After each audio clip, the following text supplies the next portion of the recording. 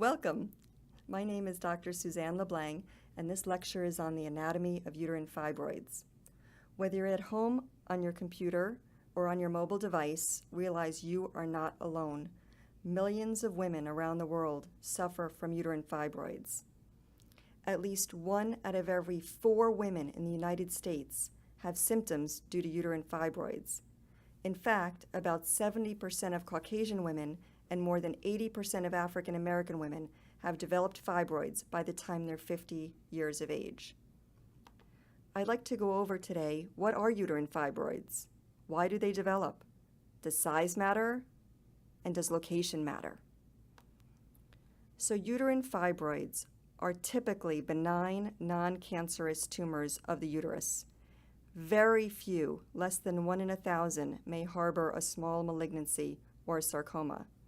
You may have heard other terms such as myomas, leiomyomas, fibromas, or fibromyomas, and they're all the same thing. They're all uterine fibroids. So what are they? They're actually balls of smooth muscle cells. In our body, there's actually various types of muscle. You can have cardiac muscle in your heart, skeletal muscle in your biceps, and smooth muscles, which are typically in your intestines or your uterus.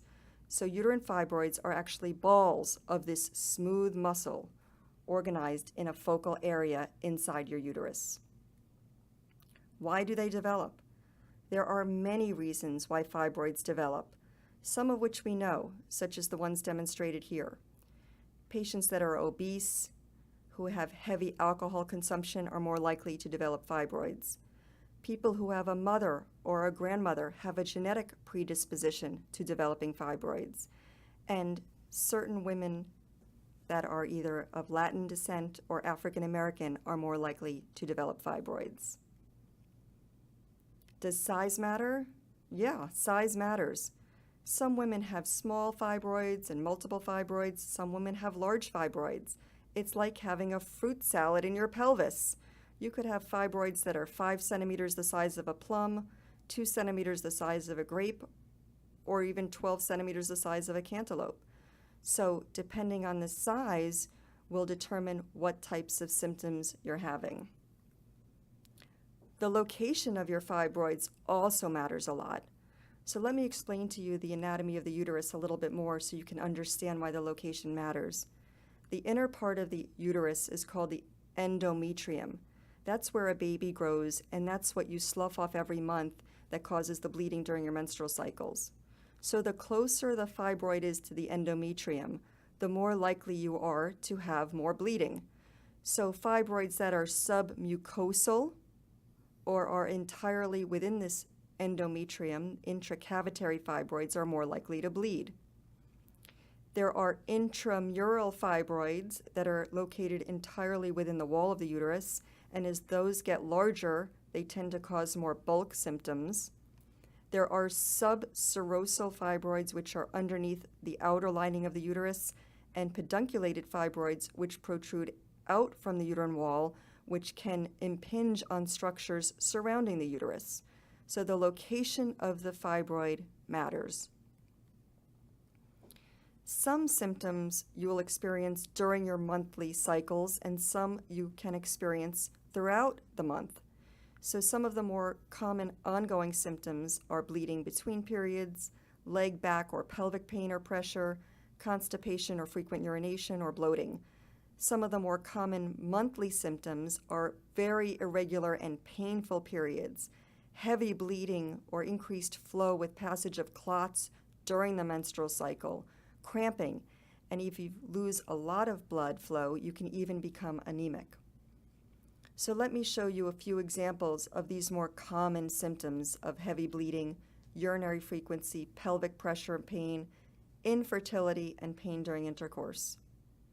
In this example, the patient was experiencing heavy bleeding because it was a submucosal fibroid. It was right underneath the lining of the endometrium, causing deviation or pressure on that endometrium.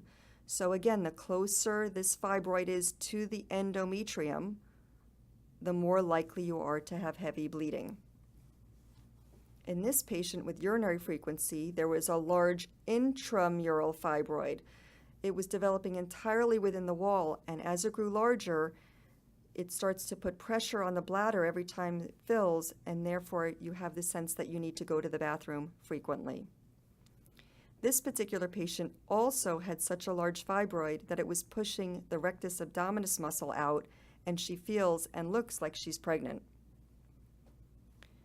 In this patient, there were two fibroids. The intramural fibroid is the larger one located in the center of the image, and there's a smaller subserosal fibroid, again subserosal underneath the outer margin of the uterus, that was protruding very close to the anterior abdominal wall musculature.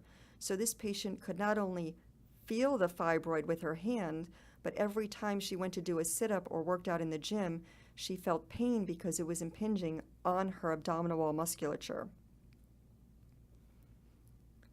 In this next patient that was experiencing infertility, she had several intracavitary fibroids.